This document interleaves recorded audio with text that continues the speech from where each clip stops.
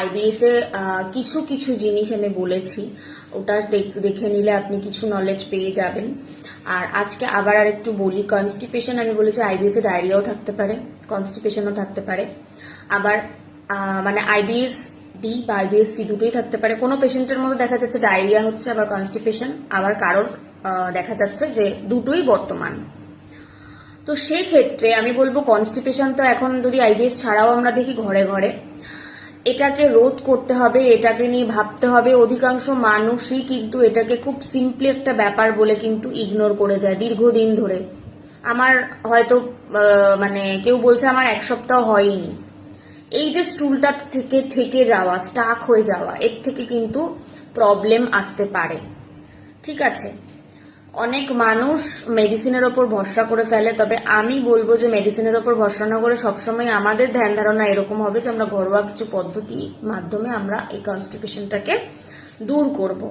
এই যে স্টুলটা স্টাক হয়ে থাকছে, আটকে থাকছে, সেখানে দীর্ঘদিন এটা হওয়ার ফলে কিন্তু একটা আলসার হওয়ার প্রবণতা থাকে এবং পরে আপনাকে আবার মেডিসিন নিতে হবে, ডক্টরের কাছে যেতে হবে, সেটা ঠিক হয়ে যাবে। এরকম অনেক ব্যক্তির কিন্তু হয়, অনেকে সাফার করে, তারা বলেছে আলসার হয়ে গেছে।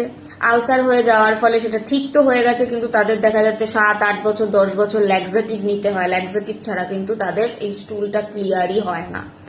ঠিক আছে, তাই দীর্ঘদিন একটা ল্যাক্সেটিভ নেওয়া, এবার কি ধরনের ল্যাক্সেটিভ আপনি নিচ্ছেন বললাম সেটা কিন্তু ম্যাটার করে। আপনি দেখা যাচ্ছে ঘরে সকালবেলা উঠে ওয়ার্ম ওয়াটার খাচ্ছেন বা রাতে আপনি ইসবগুল খাচ্ছেন, ইসবগুলো তো এক প্রকার ল্যাক্সেটিভ, ওটা আপনি নিতে পারেন মেডিসিন না নিয়ে ঘরোয়া পদ্ধতিতে। তারপর হচ্ছে বেশি মাত্রায় আপনি ফাইবার রাখলেন, ফ্রুটস রাখলেন, ভেজিটেবলস রাখলেন, এগুলো করে কিছু ঘরোয়া এক্সারসাইজ আছে সকালবেলা যেগুলো করলে পেট ক্লিয়ার হয়ে যায়, সেগুলো আপনি করতে পারেন। কিন্তু যারা কনস্টিপেশনে আছেন, দীর্ঘদিন কনস্টিপেশন থাকা বা স্টুল স্টাক হয়ে থাকলে কিন্তু আলসারের একটা সম্ভাবনা আসে।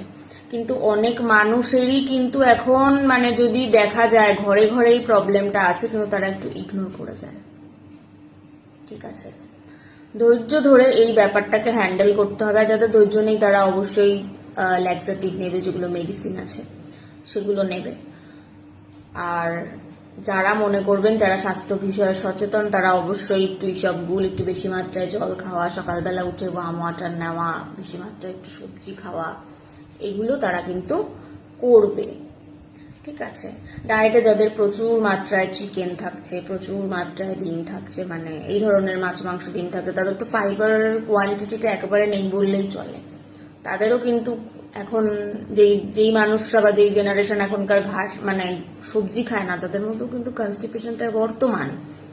কারণ কনস্টিপেশন মানে আমাদের ওয়াটার হোল্ডিং মলের যে ক্যাপাসিটি, ওয়াটার হোল্ডিং ক্যাপাসিটি, সেটা বাড়াবে কে? ফাইবারই তো বাড়াবে, ফাইবারই তো ডায়েটে নেই। তো এই বিষয়গুলো কিন্তু মাথায় রাখতে হবে। আরো ইন্টারেস্টিং কিছু কথা আমি বলবো লো ফুড ম্যাপ ডায়েট নিয়ে, যেটা আইবিএস এ আমরা দিয়ে থাকি। খুব শীঘ্রই তার উপর একটা ভিডিও আমি আপনাদের জন্য নিয়ে আসবো। সবাই ভালো থাকুন।